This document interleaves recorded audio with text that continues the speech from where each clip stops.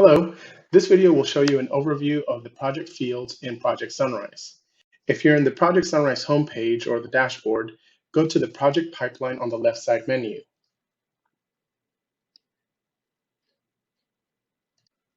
Click on a project's client name or search for a project.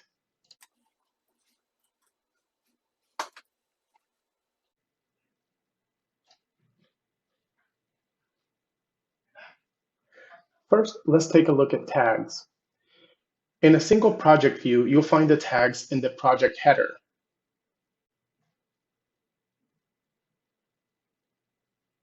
Tags show you an overview of important aspects of the project.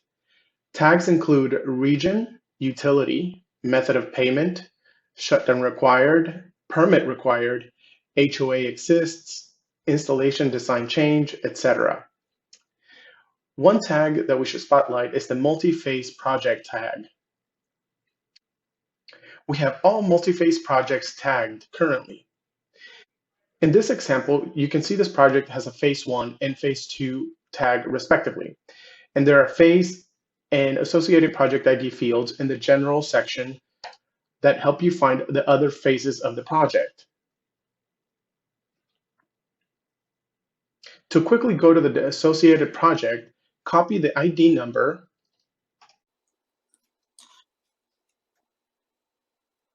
then paste it over the project ID of your current project's URL.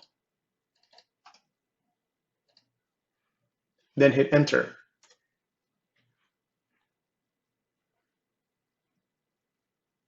You can see that this has a phase 2 tag, and if you expand the general field set, you'll see the previous associated project's ID. Next, let's look at the critical path stage. The critical path stage is located in the project header under the project ID and name. The first field shows which task is holding up the project. If the field is green, the task is newer than 5 days. If it's yellow, it's 5 to 10 days old. If red, the task is 10 days or older. The second field shows who is assigned to complete the task. The third field shows how long the task has been waiting on completion. Next, we'll look at project age. The project age is located in the project header under tags.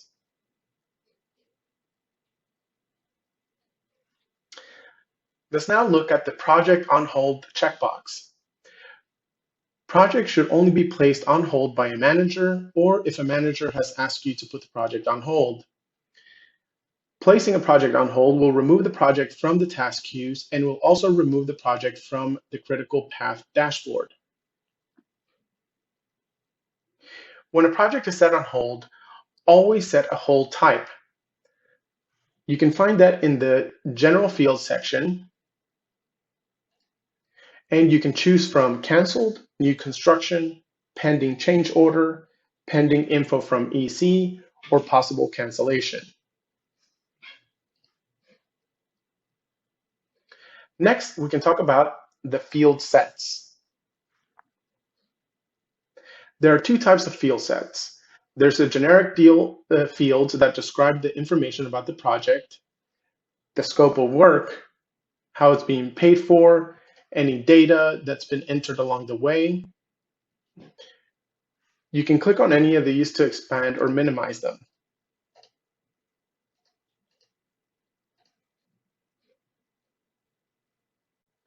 There are also contact fields that appear at the bottom. The contact fields tell you the customer's name, email address, address of the home, phone number, etc. The other type of field set is by department. Individual departments will have all the information they need at their fingertips. Now let's go through the field sets one by one. There are two generic deal field sets at the top. In the general section, we can see the region, utility company, salesperson, system price, and size, and hold type, if any. You can also see if it has a phase 1 or phase 2 and any associated project IDs. The scope section tells us what we're going to be installing on this project, like module type, number of modules, inverter type, any adders, like trenching, Tesla Powerwall, if it has any other type of Powerwall, or a generator. Next are the department-specific field sets. The design section is where we have some information that the design team may want to track, including shutdown required, non-standard materials, service upgrade required, installation design change, PE stamp required, structural letter required, main breaker rating, bus rating, available panel spaces, roof material, and application type, and any other design notes. These fields may be assigned to be filled out on tasks or on individual task level. If we go to the design task, we'll see that shutdown required and service upgrade required are there. The same values in the task will show up in the field set. So if we're having a hard time getting the information in your department that you need filled out on each project, we can always require that people fill out that field on an individual task. Next, we have the accounting section. Here we see the payment option, lender, deposit rejection notes, SOP invoice sent, deposit invoice sent, and final invoice sent. In the CAM section includes HOA exists, HOA name, HOA email, HOA application type, HOA username and password, utility account number, HOA phone, notes, interconnection notes, and utility rebate notes.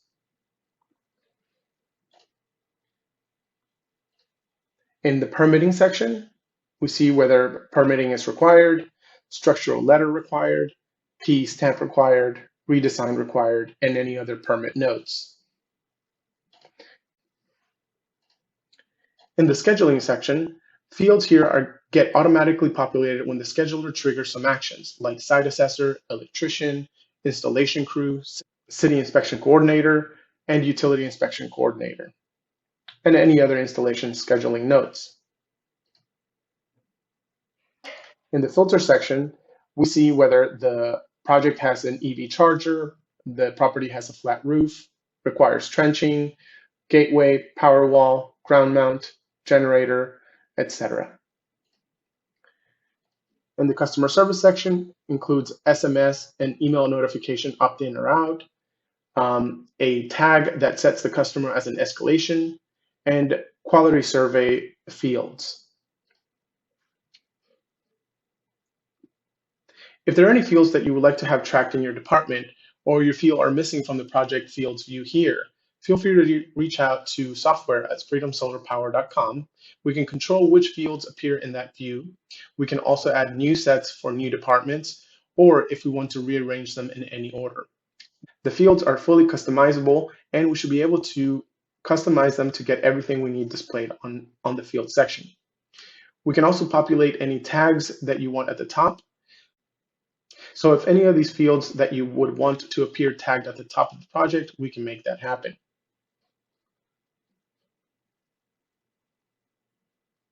Thanks for coming to my TED Talk. If you like this video or if it helped you learn Project Sunrise, make sure to subscribe to the Freedom Solar Power Software Team YouTube channel to easily access more tutorials like this one and get updated when new ones are released.